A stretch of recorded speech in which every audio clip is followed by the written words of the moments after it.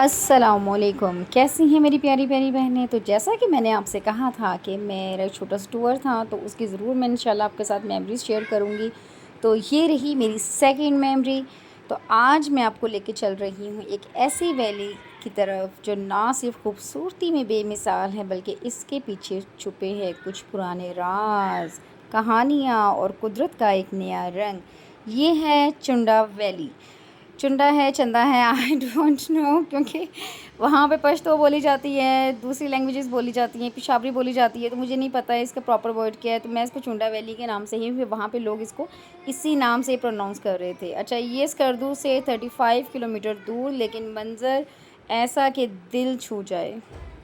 अच्छा, स्कर्दू से चुंडा की तरफ जाने वाला रास्ता थोड़ा मुश्किल ज़रूर है और तंग सी रोड है, कुछ कच्चे रास्ते हैं, लेकिन जैसे जैसे ऊपर चढ़ते हैं हर मोड़ पे एक नया नज़ारा देखने को मिलता है। जब हम 500 मीटर ऊपर चंडा वैली पहुंचते हैं तो नीचे स्कर्दू का पूरा शहर और इसके पीछे बर्फ़ से ढके हुए पहाड़ नज़र आते हैं। ऐसा लगता है जैसे आसमान का एक हिस्सा ज़मीन पर उतर गया है। अच्छा, एक मज़े की बात बताऊँ, चुंडा वैली को अक्सर लोग यहाँ पे ना बहार का बाग कहते हैं, क्योंकि यहाँ हर तरफ फूलों फलों का बाग है।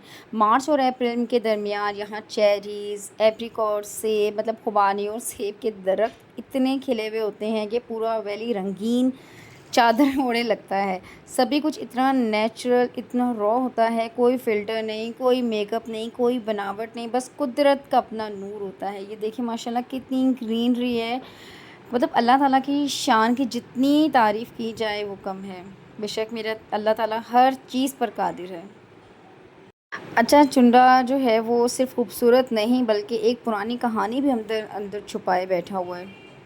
अच्छा, वहाँ के लोकल लोगों के मुताबिक कई साल पहले स्कर्दू में एक बहुत बड़ा सैलाब आया था जो पूरी वैली को लेकर चला गया था।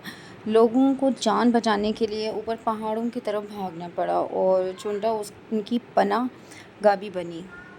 कहीं कहीं हमें ये भी सुनने को पता चलता है कि चुंडा एक टाइम पर एक नेचुरल लेक थी, जिसका पानी धीरे धीरे या तो ज़मीन में जज़्ब होता गया या सैलाब ने उसे तोड़ दिया। उस वक़्त जो लोग ज़िंदा बचे थे उन्होंने इसकी जगह पर नई ज़िंदगी का आगाज़ किया। अच्छा, मज़े की बात, चुंडा वैली में एक ऐसे पत्थर भी, एक नहीं बल्कि बहुत सारे ऐसे पत्थर भी पाए जाते हैं जिन्हें देखकर बहुत हैरानी होती है। कुछ पत्थर हाथी की शक्ल के हैं, कुछ पत्थर डायनासोर की शक्ल के हैं। अच्छा, उन्हीं पत्थरों में एक बहुत मशहूर पत्थर है जिससे बहुत सारे सुराख हैं। लोग कहते हैं कि सैलाब के दौरान लोगों ने उस पत्थर में रस्सी डालकर कश्ती या अपना सामान जो है वो बांधा हुआ था। जी, ये जो सब रॉक्स और पत्थर हैं ये कुदरती बने हुए हैं। इनको लोगों ने इन्हें बनाया नहीं है, इनकी कोई ट्रांसफॉर्मेशन नहीं हुई है। लोगों ने उन्हें कहानियों के साथ जोड़ दिया है और वो कहानियाँ आज भी मतलब नस्ल दर नस्ल चलती आ रही हैं। जो चुंडा वैली के बूढ़े लोग हैं, या जो ज़ईफ़ लोग हैं, वो आज भी जब अपने चूल्हे के पास बैठते हैं तो ये कहानियाँ सुनाते हैं। उनकी बातों में कोई एडवेंचर भी होता है, दर्द भी होता है, फ़ख्र भी होता है, क्योंकि उनका कहना है कि हम उन ज़िंदा लोगों की औलाद हैं जो सैलाब से लड़कर ज़िंदा रहे। अच्छा, ये सब सुन के मुझे लगा कि ये सिर्फ़ एक कहानी नहीं है, बल्कि एक कौमी याददाश्त है, एक हिस्ट्री है जो लिखी नहीं गई, लेकिन वहाँ के लोगों के दिलों में बच्चे-बच्चे को मतलब उनकी ये सारी हिस्ट्री पता है। अच्छा, वहाँ पे मुझे एक लेडी मिली जिनके पेरेंट्स जो हैं वो इस सैलाब की ज़द में आ गए थे। मतलब उसकी बात मेरे पर दिल को छू गई।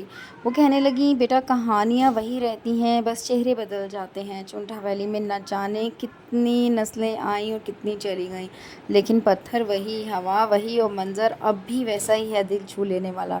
तो जब भी मेरे पास आएँ आप मेरे पास ज़रूर चक्कर लगाएँ, सिर्फ़ नज़ारे लेकर नहीं जाएँ, थोड़ी-सी मोहब्बत हमें भी देकर जाएँ। बहनों, जब मैंने उसकी सारी बातें सुनी तो यकीन करें मेरा दिल इतना उदास हुआ, और उनके हौसले देखकर तो ख़ैर मैं भी मोटिवेट हुई कि बेशक अल्लाह ताला हर चीज़ पर कादिर है। अल्लाह ताला अगर किसी को तकलीफ़ देता है तो उसे बर्दाश्त करने की भी हिम्मत देता है। तो बहनों, अब इजाज़त चाहती हूँ, और एक ज़रूर एडवाइस है आप लोगों के लिए कि जब भी आप लोग बोर हो जाएँ या लाइफ़ में कुछ एडवेंचर करने का दिल चाहे या कभी भी मायूस हो जाएँ, तो चुंडा वैली ज़रूर आएँ, क्योंकि यहाँ पे आपको सुकून भी मिलेगा, अल्लाह ताला की शान का भी अंदाज़ा होगा। और आपकी फ़ोटोज़ तो फ्री हैं, उसके साथ आपको फ्रूट्स भी फ्री में मिलते हैं। तो इंशाल्लाह नेक्स्ट व्लॉग में हाज़िर होंगे एक नई एडवेंचर के साथ, एक नई ट्रैवलिंग के साथ, क्योंकि अभी भी इसकी बहुत सारी मेमोरीज़ रह गई हैं। तो इजाज़त चाहती हूँ। अब जिन्होंने मेरा चैनल सब्सक्राइब नहीं किया और लाइक नहीं किया और कमेंट्स नहीं किया तो प्लीज़ जल्दी कर लें। Thank you so much. दुआ में याद रखिएगा। अल्लाह हाफ़िज़।